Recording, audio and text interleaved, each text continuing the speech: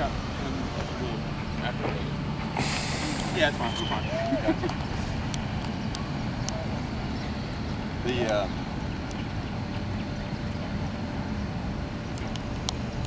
A couple different thoughts. One is, and I can't resist this. I mean, I just spoke with Trey over here, and he's visiting from North Carolina, and I think it highlights much of what this race is about. Which is, are we going to let folks here in South Carolina decide this race? Folks here in the first congressional district? Are we going to let folks, and again, I got nothing against Trey as a human being. He's got to do his job, I understand that. But are we going to let folks from outside try and buy this race? Because, I'm standing again here in open public park on the 4th day of a 15-day stop tour wherein I've invited my opponent to come out and discuss and debate ideas, which I think is an incredibly democratic thought. Our republic is based on this whole notion of open debate of ideas. Say where you stand from. This is where I stand, this is where you stand, because that's really the beginning of the conversation. And if you're going to solve problems in this country, or in this district, or in a town, or in a hamlet, you got to have folks come together around ideas and say, I'm over here, but you're over here. That's the beginning of a conversation, and indeed how things get solved. And once again, she has refused our different offers of open debate, which I think is so important. And so where does that leave us? It leaves us with an outside air war that's being run on television, on radio. And again, nothing against Trey and his job and coming in from out of state to try and affect that. But again, I think it really highlights what's this race is really all about. And I have to ask this question, which is, why is it that Nancy Pelosi is running against me in this campaign?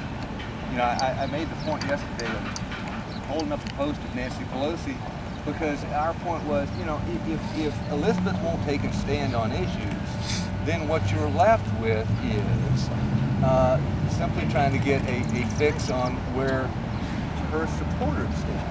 And given the scale and the size of Nancy Pelosi's investment in this race, it says, that something isn't right here. This doesn't make sense. So one, why she run this campaign against me? To the credit of y'all said, well, yeah, I get it. The folks in outside media outlets raised the question, wait a minute, she's not running against you, but I have something very interesting here, which is, this went out on the internet yesterday, and it's from Nancy Pelosi's PAC, Andy Stone, whoever Andy Stone is, the House Majority PAC. And what it says here is, click here to Russian contribution to help us in our ad buy against Mark Sanford. Help us to run new ads going to finish strong and defeat Mark Sanford. And if that doesn't look like a campaign, I don't know what does. So what we really do have is a case of Nancy Pelosi running the campaign, trying to buy election right down here in the 1st Congressional District of South Carolina, because this went out on her back. And this is just a piece of my phone call log from yesterday. I'd be glad to give you all my cell phone. I had hundreds of calls from around the United States of America, because if you look at the PS here on the bottom line of her fundraising piece that went out just yesterday, it says, Mark Sanford asked people to call him with questions about our ads. That's my ad. He even gave his cell phone number. So let's take him up on the offer. Give him a call, whatever, and here's his number. Sent around the nation by Nancy Pelosi's PAC. And again, this is just call any of these numbers and ask them why they're calling here at the 1st Congressional District of South Carolina. And if not, I'll give you my cell phone, which again has hundreds of phone calls in it. Again, and what you'd have to say is, why is Nancy Pelosi working so hard in this race? I mean, yesterday I just made the point, I feel like I'm debating Nancy Pelosi because my opponent won't debate in the race, and she will simply allow all these hundreds of thousands of dollars of ads to be run on her behalf.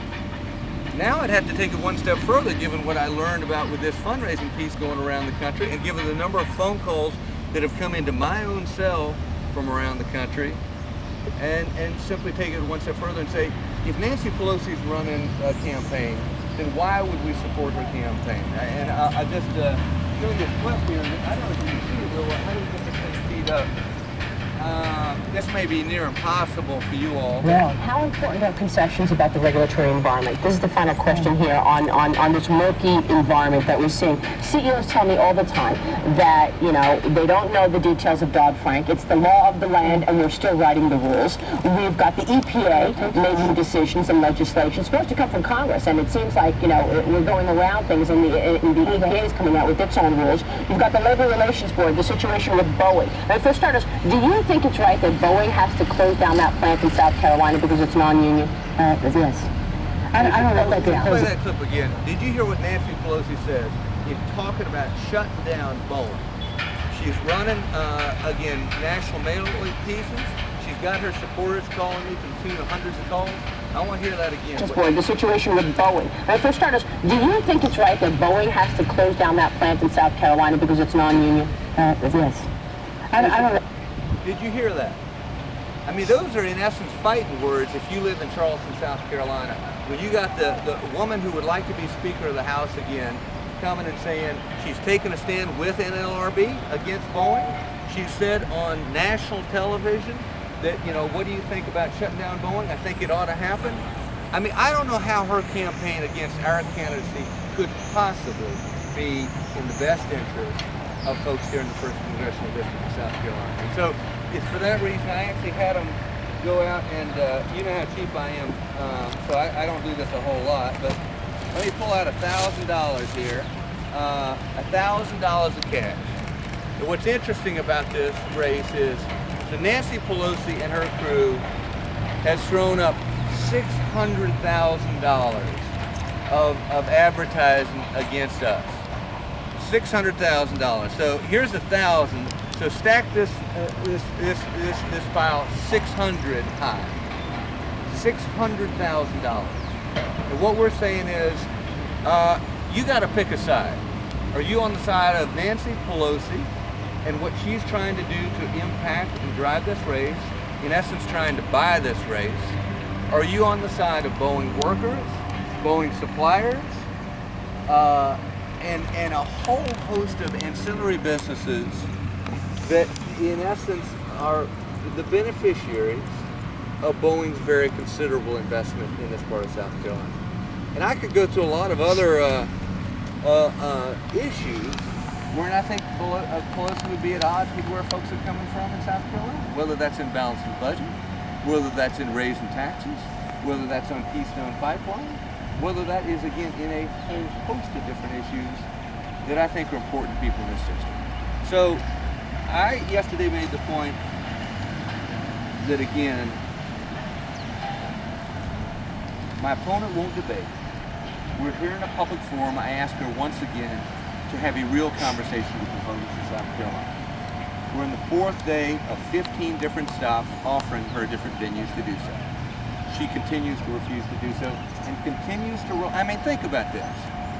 If it weren't for her TV campaign, we wouldn't be having much of a campaign, because we're sure not having debates and forums and all the other things that normally go with a campaign.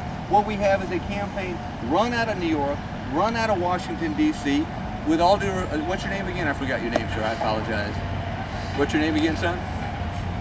What's your name again? I know you're supposed to ignore me, but anyway, Fred or Tom or whatever it was. I mean, folks coming in from out of state to try and, again, buy this election.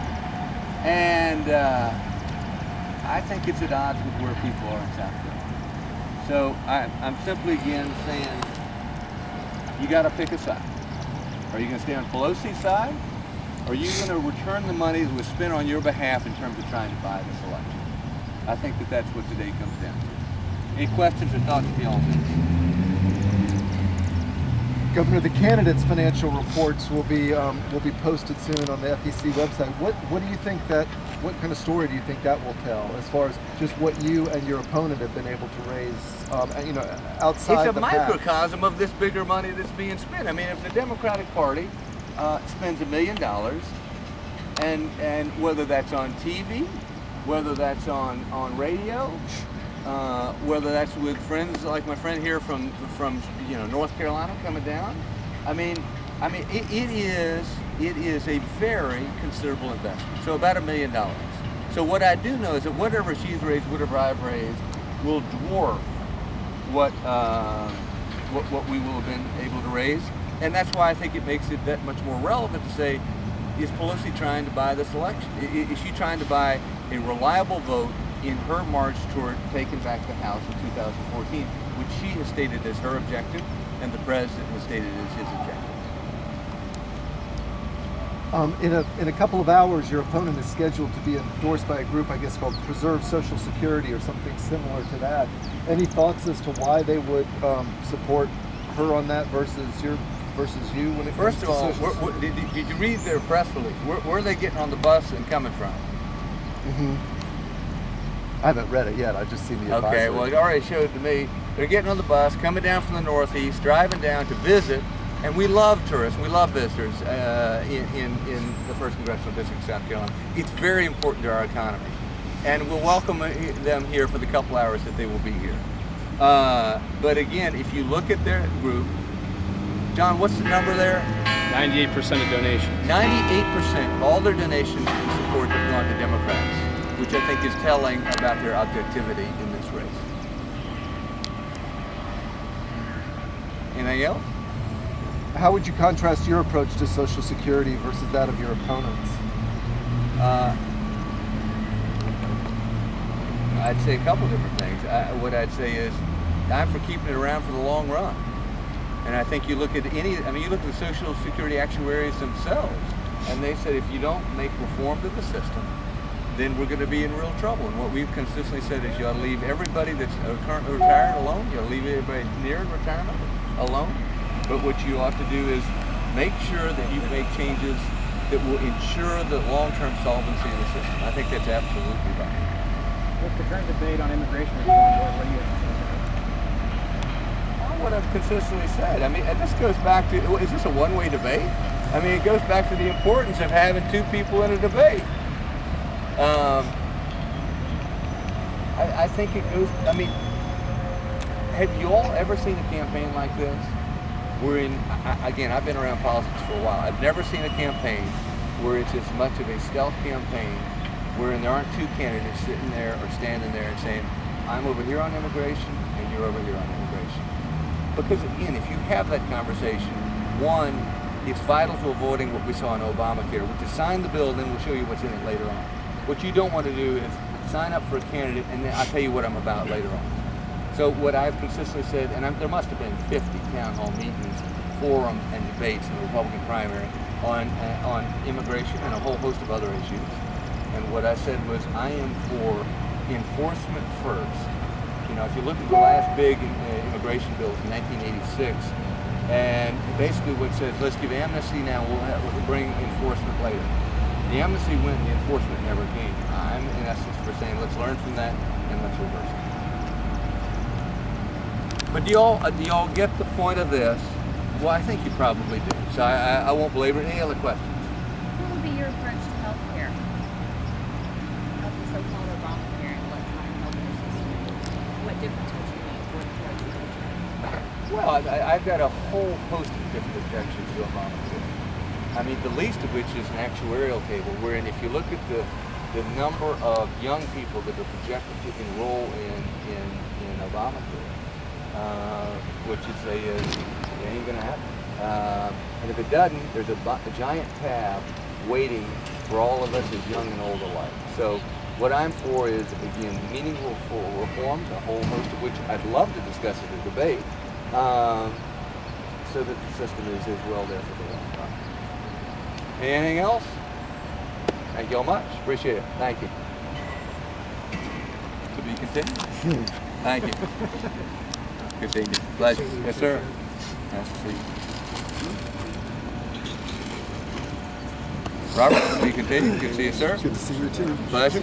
One more quick thought. I mean, I guess the polls have showed that your opponent is faring better among female voters. I mean, what do you chalk that up to? Is it the fact that there's a gender difference between the two of you, or have you given much thought to that, to that demographic and how it's playing out? I'll be glad to answer any question. I'm going to hold off on answering my friend from Charlotte's questions. All right. Okay.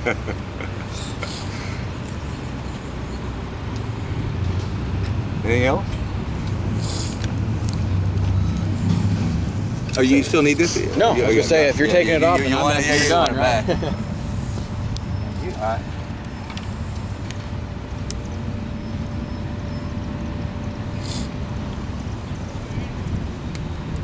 Thank you We're much. doing the same presentation. Thank you. Thank you.